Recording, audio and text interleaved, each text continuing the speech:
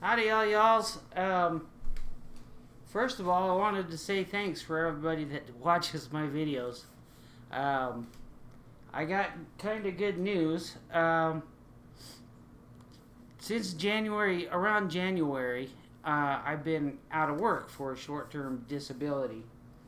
And what happened was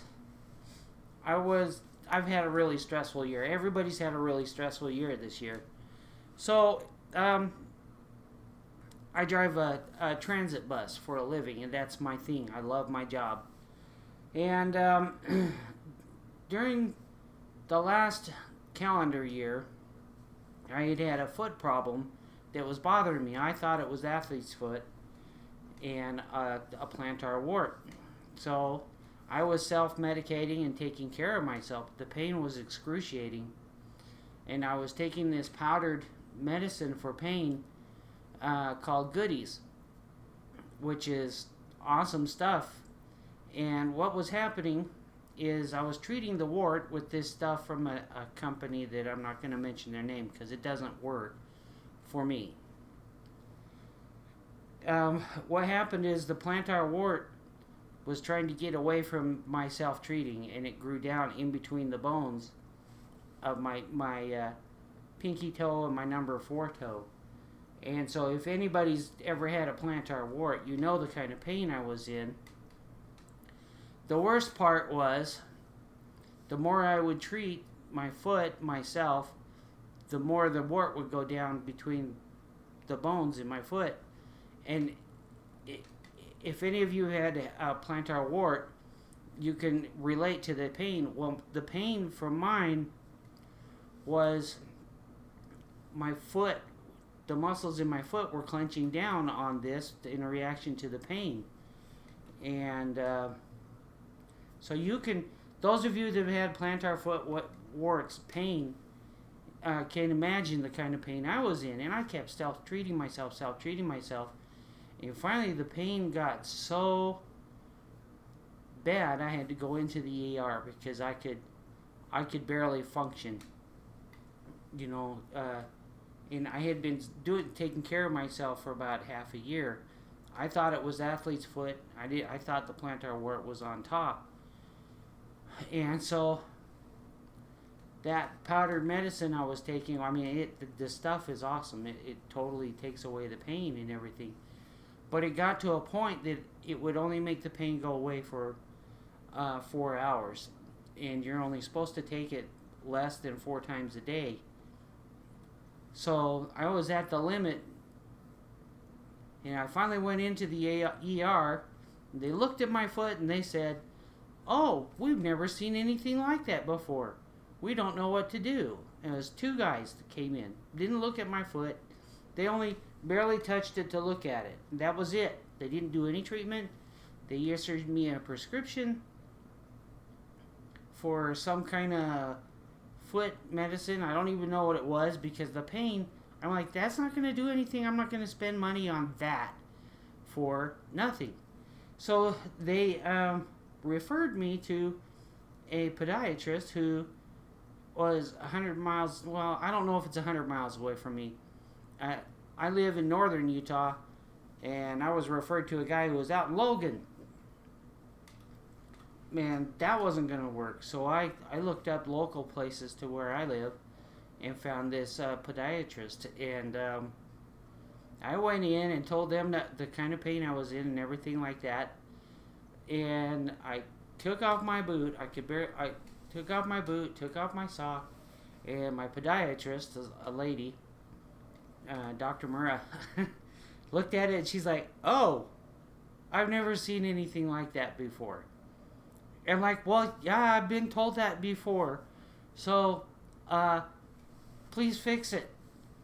And because I'm not diabetic, I don't have any nerve damage in my foot. And so she tried to, we had 2 or 3 sessions. The first thing she said is, "You can't work. Period. This is," at first they thought it was a burn from the heater in the bus that I drive. So she looked at it and she's like, you can't work, period. You can't continue in the work. And I'm like, this is the only thing I can do. Because, I love my job and I can do delivery jobs and stuff like that, but it's not the same. I mean, the income is really good, what I do, but it's the company. And I'll eventually say that the name of the company that I work for. And I'm not kissing up. I'm just saying these are the facts. So anyway, Dr. Murrah looked at my foot, said she'd never seen anything like that before, yada, yada, yada. I'm like, yeah, I've been told that. And they did nothing for me. So she immediately started to treat it. And she tried to clean the wound out. And because my foot, all the nerves are lit already. She couldn't do anything. And for like 2 weeks, she tried really hard, and I tried. Because the pain, it's beyond fireworks and sparkles.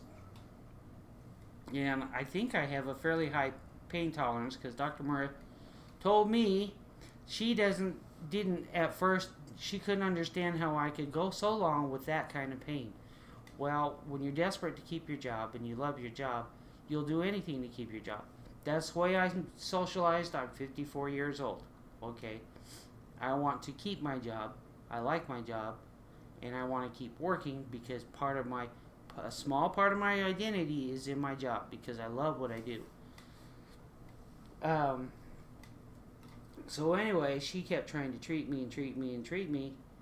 And, the pain from the treatments, and they wouldn't have anybody holding my foot down or my leg because, they keep your legs straight out while they're working on your foot.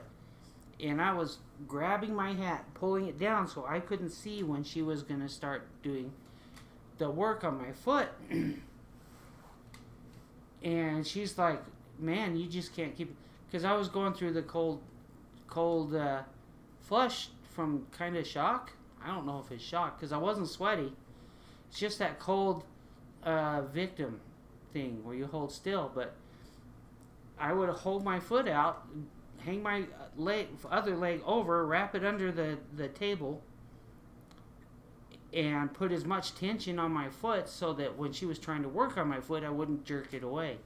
Well, it got to a point where I couldn't do it anymore. I was like, just please stop. Can we stop? I can't do the pain anymore. Because, I'm purposely going in to this doctor's office to receive pain, is my experience. It's not the doctor's fault. It's the fault of the wound. So they said, well, surgery. And so they scheduled me for surgery. And I went in. I'd never been in for any surgical thing before ever in my life. So I'm doing my normal yakety yakety yak yak yak thing, and the nurse is really nice and patronizing me, and she stuck the needle in my wrist, and she was really good. I didn't even really feel it going in. I'm sitting there talking, and then everybody walked out of the room, and I'm like, where'd everybody go? And then next thing I knew, I woke up. And it was weird for me because I've never experienced this before. I was clear-headed, but I was looking down a tunnel that looked like it was Coke bottle green, if you remember the old glass Coke bottles. Coke bottle green and roundy round Looney Tune tunnel.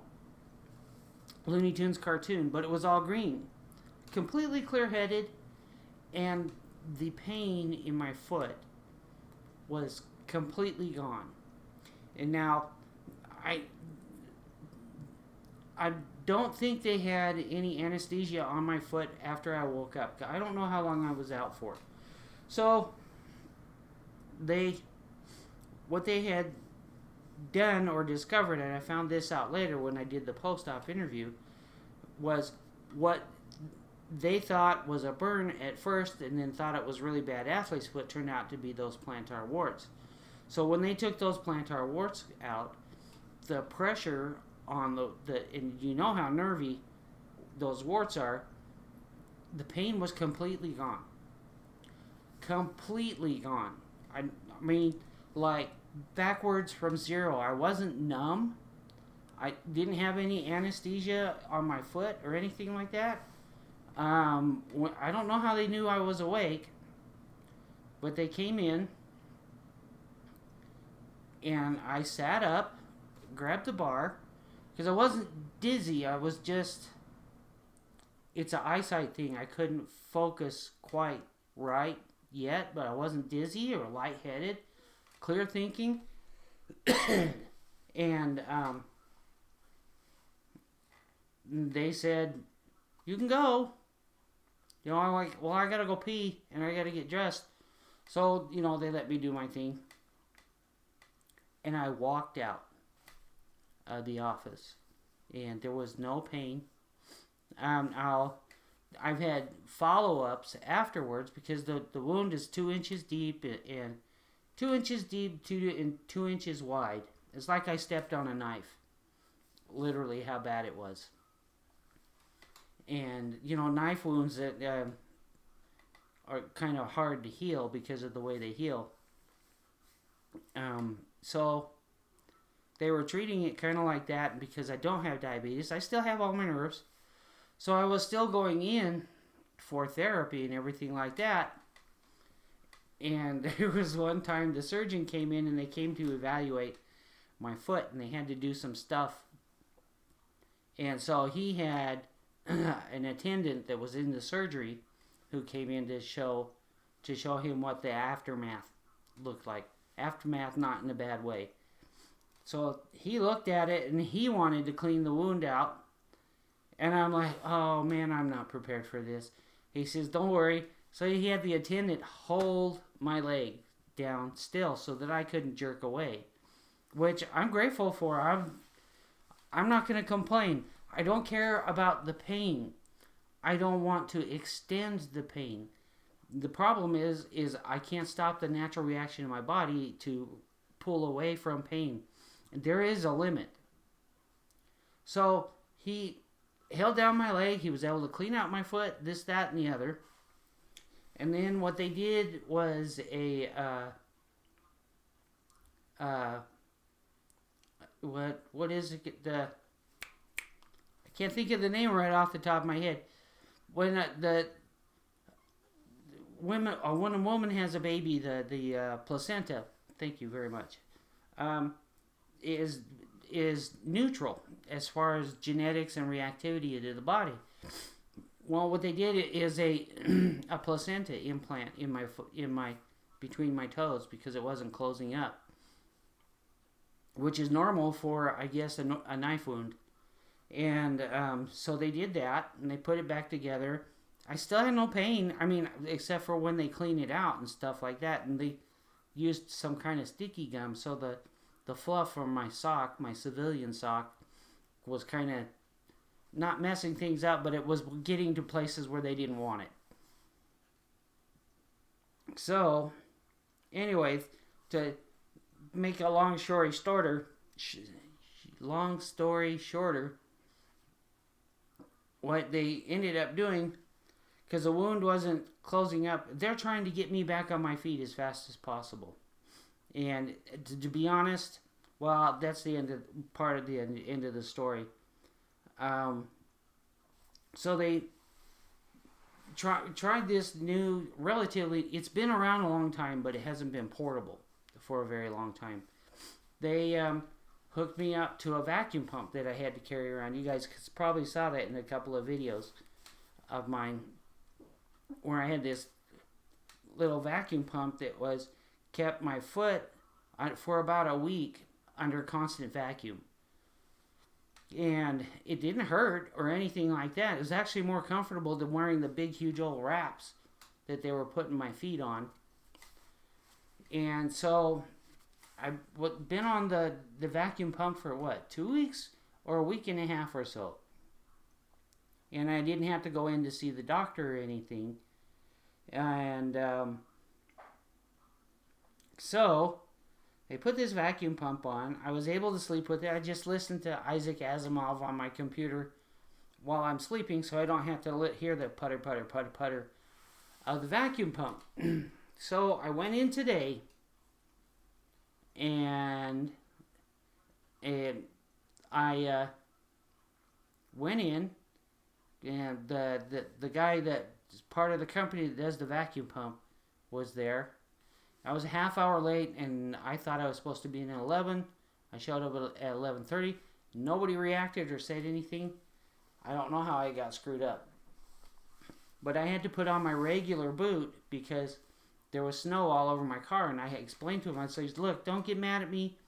I didn't want this to get wet. So I wore my regular boot over this little apparatus for the vacuum pump. I went in,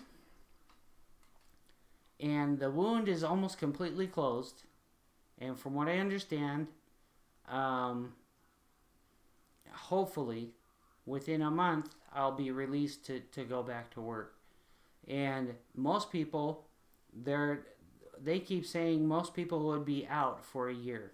So I've been 2 months, and I'm healing, and I'm 54 years old, which they're surprised at. I don't have diabetes. I smoke.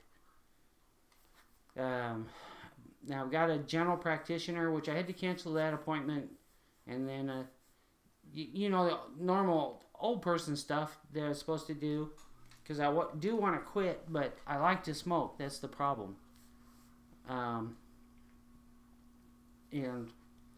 for me, I know it would be better for me because blood pressure and all that stuff, and I don't want to have a stroke, and I still want to play my bagpipes and go drag racing and drive the buses and do everything that I want to do. So anyway, going from a year prognosis for healing down to 2 months, 2.5 months is pretty awesome. I'm getting tired of Greek yogurt and I like cottage cheese. And yogurt has changed from the time when I was a little kid. The cool thing about yogurt was you would have yogurt and the fruit at the bottom, and you got to stir it up. That was something that I like to do. It's all mixed now, so it doesn't feel real. And Greek yogurt has a pretty strong taste, and I'm not used to that. I'm used to old-fashioned American yogurt.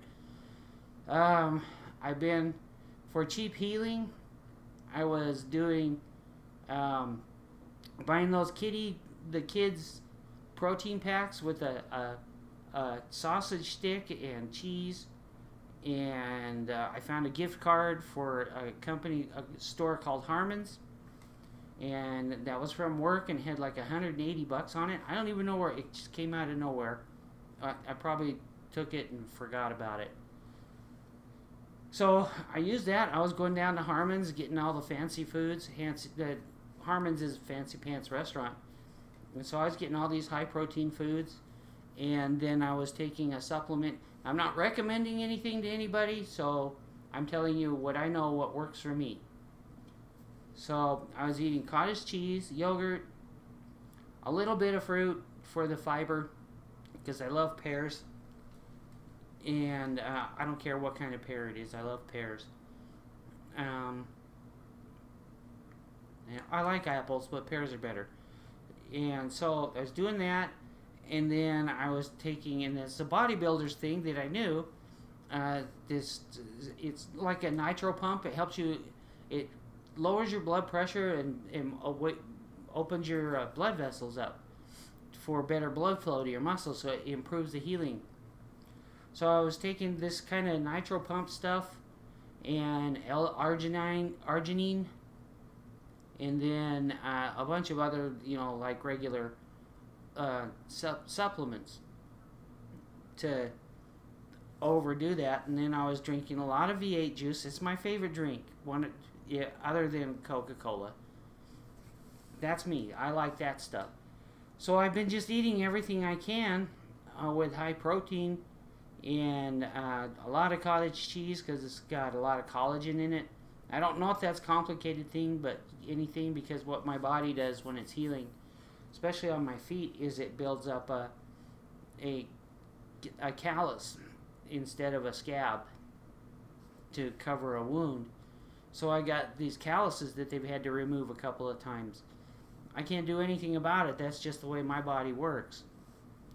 So anyway, going from a 1-year prognosis down to 2.5 months, and then maybe I can get back to work, and I don't have this constant stress of feeling like I'm going to lose my job. I'm still going to owe lots of money. That's just part of living in America. But I'm going to have to negotiate everything. And if I get a lien put on my house, so be it, because, well, I can pay it off. I've made more money last year than I've made in my entire life, and I'm allowed to work as much overtime as I can.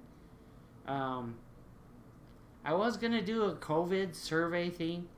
They said, oh, we'll pay you $1,200. I'm like, oh, cool deal. Go in once, take a shot, whatever. And then it turns out, oh, we're going to pay you $1,200 over the space of a year. And I was like, cancel my order.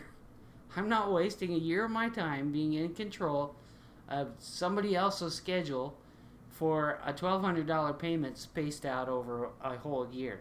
That's not worth my time having to do my time to go and do your study for. It's not worth it. Now, if you wanted to pay me $1,200 for each visit over the space of a year, because I know how much doctors charge, and I'm not begrudging how much doctors charge, but if you're going to pay me $1,200 per visit over the space of a year, I'm in. No problem. But if you're going to pay me $1,200 divided by 4 over the space of a year, and you have to use up 2 or 3 hours of my time, no. I'm doing you a favor. So I want you to make a profit, and I want to make a profit. But my profit is my time. So make it worth it, and maybe I'll do something with you. But other than that, that's a ripoff. They say beggars can't be choosers, but the difference is you got to choose right to do stuff like that. Plasma, I have angry veins.